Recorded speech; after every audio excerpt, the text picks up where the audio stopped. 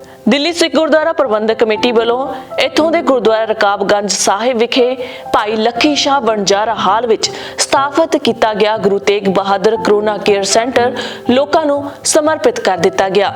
इस दौरान दिल्ली के सेहत मंत्री सतिंदर जैन ने दस्सिया कि दिल्ली गुरुद्वारा कमेटी ने 400 बैड वाला कोरोना केयर सेंटर शुरू कर दिता है ते दिल्ली सरकार इस उपराले विच दिल्ली गुरुद्वारा कमेटी को पूरा सहयोग देवेगी।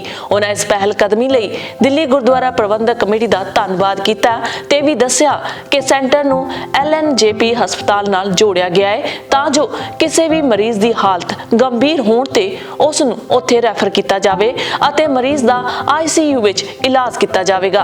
उन्होंने दस्सिया कि इस सेंटर का सारा बुनियादी ढांचा दिल्ली गुरुद्वारा कमेटी ने तैयार किया है जबकि डॉक्टर ते पैरामैडिकल स्टाफ दिल्ली सरकार ने मुहैया करवाया है। सेहत मंत्री ने दस्सिया कि दिल्ली विच हुण हालात तेजी नाल ठीक हो रहे ने ते रोजाना दे नवे केसां दी गिनती 28,000 तो घट के अद्धी नालों भी घट 13,000 रह गई है। उन्होंने कहा कि हर व्यक्ति कोरोना की दूजी लहर तो अणजाण सी पर हुण स्थिति दे टाकरे लई ओ तैयार ने। इस मौके दिल्ली गुरुद्वारा प्रबंधक कमेटी के प्रधान मनजिंदर सिंह सिरसा अते होर अहुदेदारां ते मैंबर भी हाजिर सन।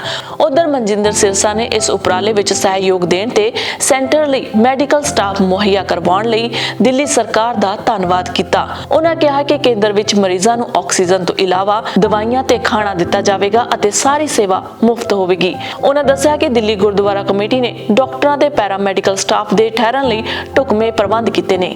बहरहाल दिल्ली विच कोरोना वायरस के एकदम पैर पसारण कारण बैडां की घाट महसूस हो रही सी जिस नूं मनजिंदर सिरसा होर पंजाबी भाईचारे की मदद दे नाल नजिठ लिया गया है। सो 400 बैडां का इंतजाम हो चुका है, लोकां नूं किधरे भी भड़कण की लोड़ नहीं है। हरजिंद कौर मांगट, इंडोस टीवी ऑस्ट्रेलिया।